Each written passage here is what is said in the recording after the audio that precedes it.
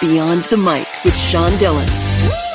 We're joined on the Starline by an actor, singer, and dancer. She does a killer Kourtney Kardashian impression, but doesn't have to depend on it for her latest Broadway project. It's playing Worker in the national tour of Hadestown. We welcome Kaitlyn O'Leary. Hello. Kaitlyn, let's go beyond the mic. The Tony Award-winning musical is on the road. What makes playing Worker, the chorus of the musical, so special for you? I think the thing that makes it so special is getting to work with everybody else in the ensemble and kind of building this like family unit almost. I think the beautiful thing about Hadestown, this is across the board, it doesn't matter which role you're playing, is that it really asks you to bring a lot of yourself to the story. And I think that's what makes it very special, very fun to do. If someone hasn't seen Hadestown, what do you want people to take away from the show? I hope that people take away the beautiful love story that's being told. It's being told through two love stories at once, actually. It's Orpheus and Eurydice, and you get to see this kind of young, blossoming love, and also get to see it through the perspective of Hades and Persephone, who very much love each other, but it's a lot more complicated than one might hope for. It's a lot. But you kind of see these two relationships foil each other, and it begs the question, how far would you go for the person that you love? And I hope that's what audiences get to ponder and reflect on. How did the musical, which intertwines God and mortals, change you? Ooh, that's a good question. I think the people that I've had the opportunity to meet along the way and become so close with, I think that's the thing that's changed me the most. Why?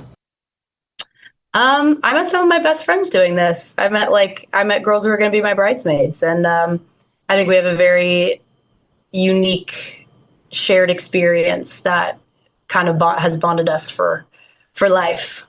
Kaitlyn O'Leary from Hadestown joins us for the Rockin Aid. All this is 8 random questions. Answer with the first thing that comes to your mind. There is no pressure. Oh my God. Okay. Which Hadestown character would Kourtney Kardashian play, and how would she play it? Oh, she would be Persephone, and Travis Barker would be Hades. What is your typical in and out order? Ooh, number 2, grilled onions, add pickles, extra spread, and a Neapolitan shake. Number 2, grilled onions. I'm writing this down. You gotta. It's my favorite. And a Neapolitan shake. Or a Diet Coke. Depends on what mood I'm in. The last time you enjoyed a beach bonfire was when? Beach bonfire? Oh my God. That must have been high school. Last time I enjoyed a campfire was last summer in Maine, though. I was doing a contract up there. Best flavor for shaved ice? Anything with red dye 40. Best breed for a dog is? A lab. What color lab? It doesn't matter. Okay. Lab for the best. What was the last final you studied for by the San Marcos River? Ooh.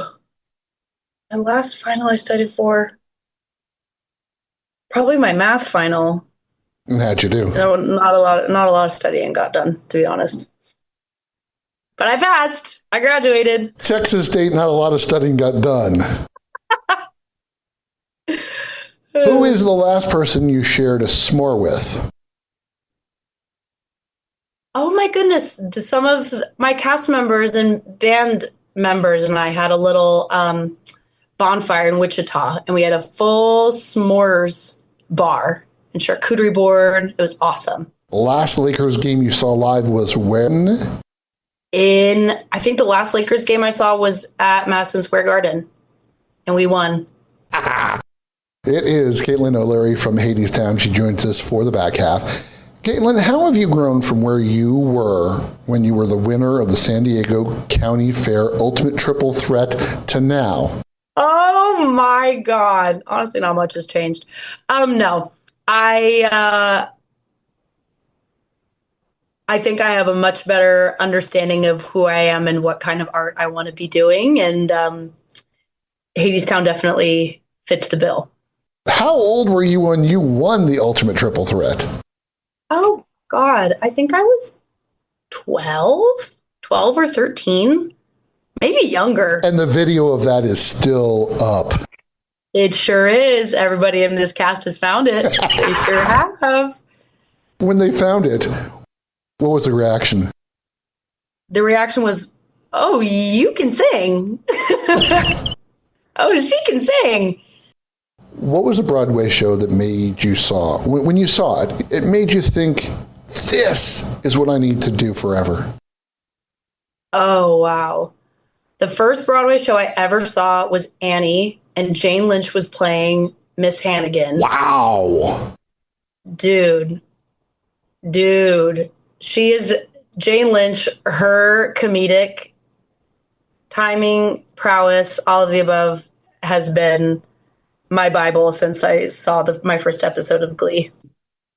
Why is it important to master that comedy element to make you a better actor?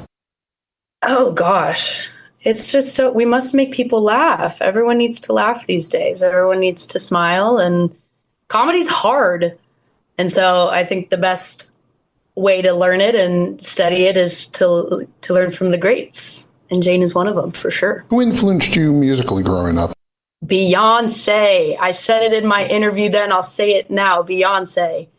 I used to listen to, Listen from Dreamgirls, and I would play it over and over and over again and try to mimic how she sounded on that song. When was the last Beyonce concert you saw?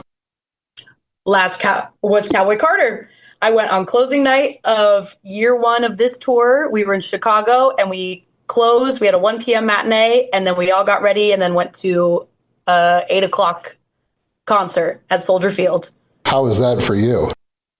Best day ever. Best day ever. We were in the nosebleeds, and I was having more fun than anyone there. So how many songs do you know of hers off the top of your head? Ooh. I won't sit here and say that I know every single one. I won't claim that, but I think Close. if we were to play, I'm pretty much up there. Yeah. You've been supported by your friends, significant others, and family. How have they encouraged you as you went from San Diego to Texas State to New York? I think the first people that come to mind are my parents. I think they saw from a very young age that this was all I ever really wanted to do, and they made sure that I had the opportunities and I was put in places where I could grow and continue to get better. And they've always been my biggest supporters, and I don't think I would be here without them. How many times have they seen a show that you've been involved with? Not Hadestown, but any show you've been involved with? Oh, they've never missed one. So that's I don't even know if I can count. My dad literally drove out to Palm Desert last weekend. He's seen Hadestown so many times, and he's like, "Yeah, I'll see it again."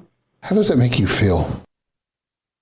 Oh my God, it's the best feeling in the world. Now, do you look for him when you know he's in the, or do you like, don't look in sex, don't? I totally do. I had my lamp, and I was scanning the audience for him, but to make sure he made it. Hadestown is all about love, doubt, and second chances. Since this is your first national tour, what theme, love, doubt, second chances, hits closest to you right now? Ooh.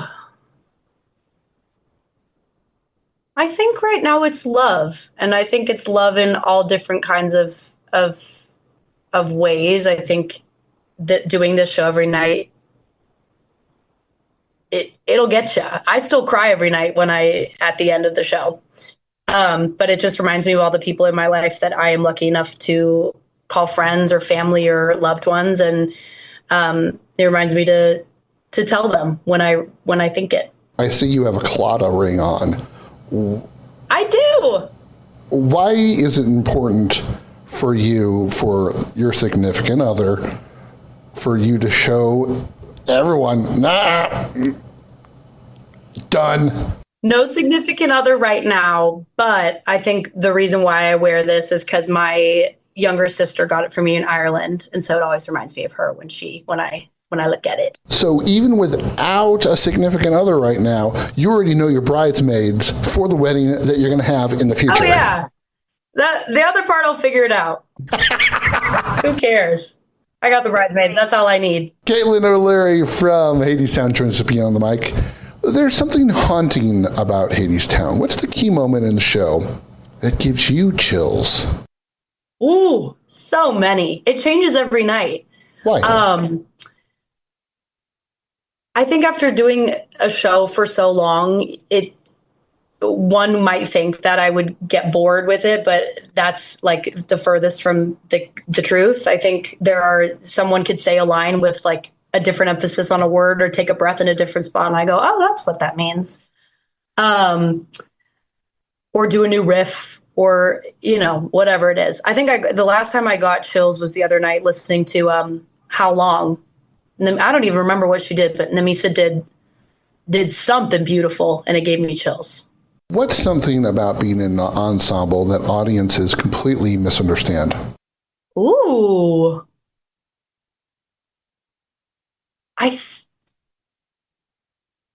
That's a really good question. Why? I think there's a misconception that everybody's working hard. Everybody's giving their all to what they do. Everybody's giving 100% all the time. I think for this ensemble in particular, it's really interesting because you need to have people who can do the show every single night and then also cover a lot of different roles. So every worker covers principals. And so it's a different part of your brain that you have to exercise. So you may not be getting the last bow every night, but you have to make sure that if something goes amiss, that you can do the role that gets the last bow at curtain call. How is the nerves of that, not knowing? And some nights, someone might be in warm-ups going, not feeling it tonight. Yeah. And then all of a sudden it's like, Kaitlyn, Persephone, go.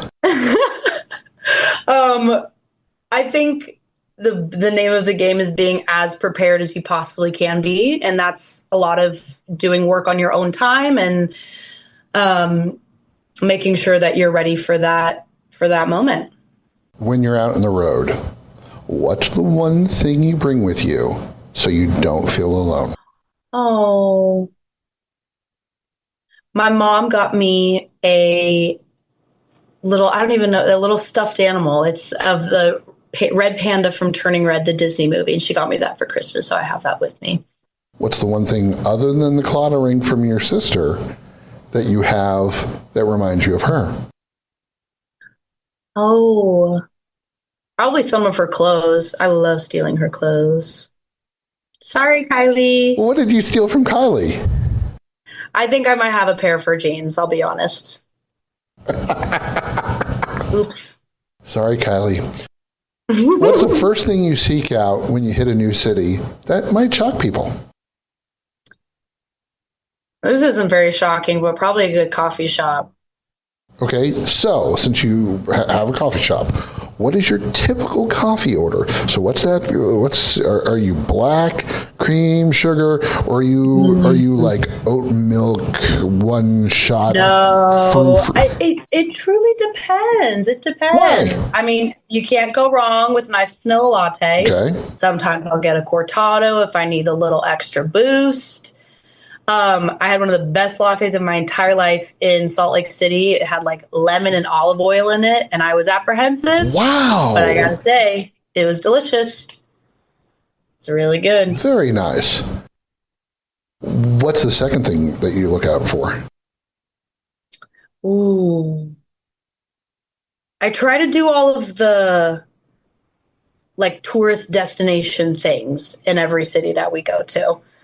Was there ever a moment, Kaitlyn, when you thought this might not work out? And who or what pushed you through it? Ooh. Oh, of course there was. I think the whole first year I lived in New York City, I was like, I can't do this. And I'd call my mom crying every other week. And honestly, it was my mom. She was the one who was like, no, you're going to stick it out. Everything's going to be okay. You're going to figure it out. And she was right, as she so often is. Why is your mom so special for you?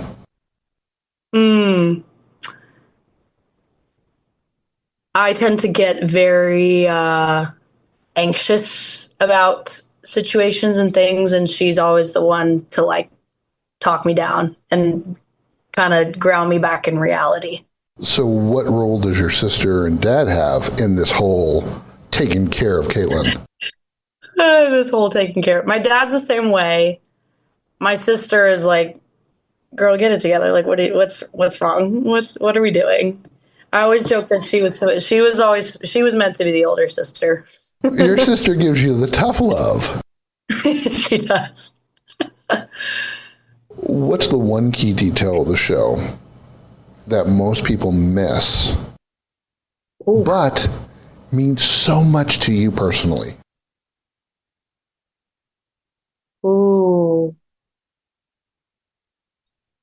This question hits you. Why? I don't know. I'm trying to think. I think there's so many, because our audiences are so perceptive of like all of the little nuances of the show, and I think it's been around for so long that it's developed such a like incredible fan base. So I don't want to sit here and say something that's like, oh, of course we noticed that. I mean, this is the thing on the playbill, but I think every time a carnation is revealed on stage, I still get chills. And it's such a, I think that's such an indication of the beauty and the magic of live theater is this flower appearing because of how much these two characters love their person. What does the power of that love mean to you? Oh. What will it mean when you have someone that loves you that much? I think the thing that's most meaningful to me about this show is getting to bring it to so many different cities around the country and getting to see how it affects our audiences. I think my favorite part of the show is Cups, when we're standing on the edge of the stage and we get to see like the first couple rows of the audience and really connect with them. Where were you? And this is an impossible question. Where were you when you got the news you got the job, and who did you call first? I think I was at LaGuardia because I was flying home to visit my family for a little bit.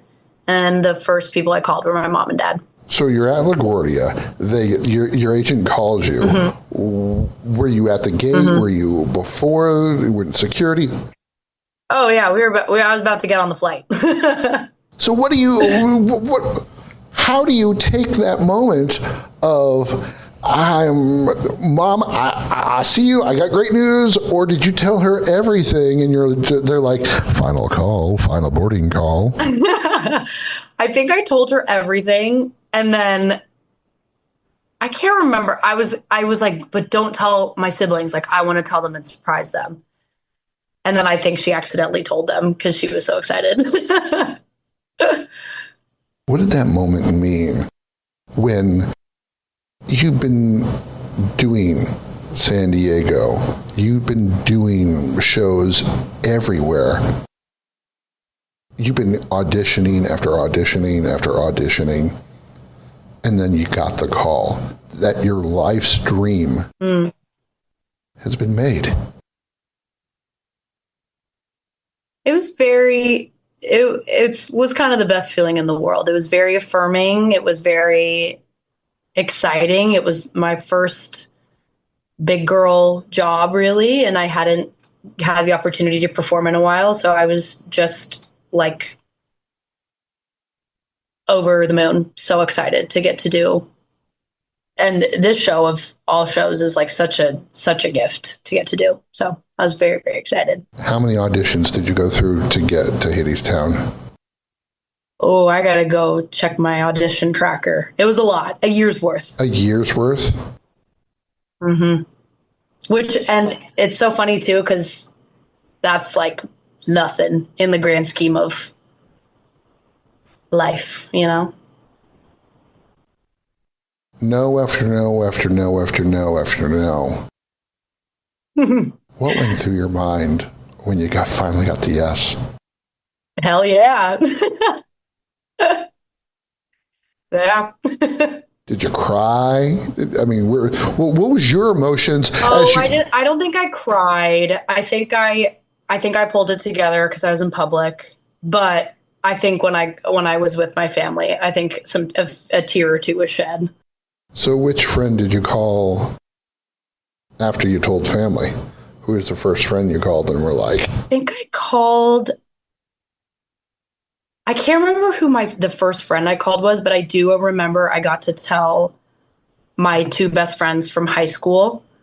I got to tell them in person, and that was like the best thing ever because they had been on that journey with me the whole time and like seen how difficult it was. And they're also like some of my biggest supporters and like and the reason why I'm here. So it was really special to get to tell them in person. As special as Hadestown is, there is a role in the back of your mind that you know if you got it, you would say it was your dream. What's the role? Stallion Cabaret. Why? I've always loved that show and I love the music and I think it's such a love letter to this art form and it's a meaty role and I'd love to get to play her one day. What does Broadway mean to you? Ooh. I think Broadway is very much a privilege and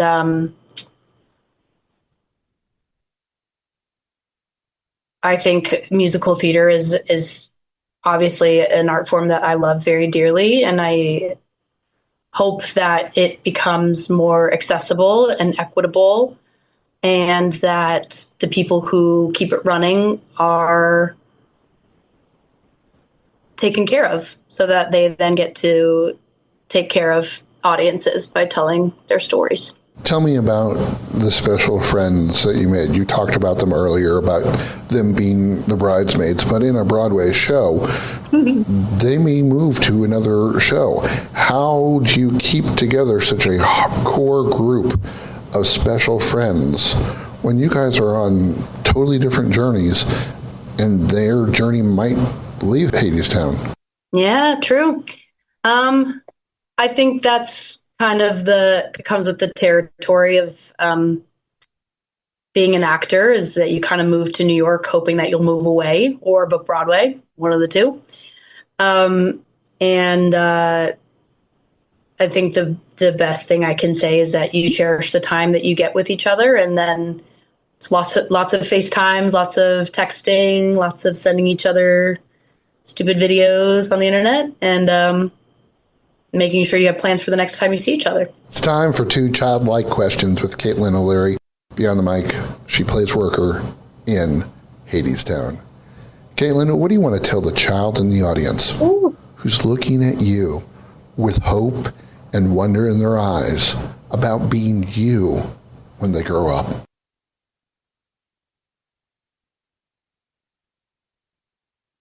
It's going to be tough, but it's the most rewarding and fulfilling life you can lead. And if it's what you love, don't stop until it happens.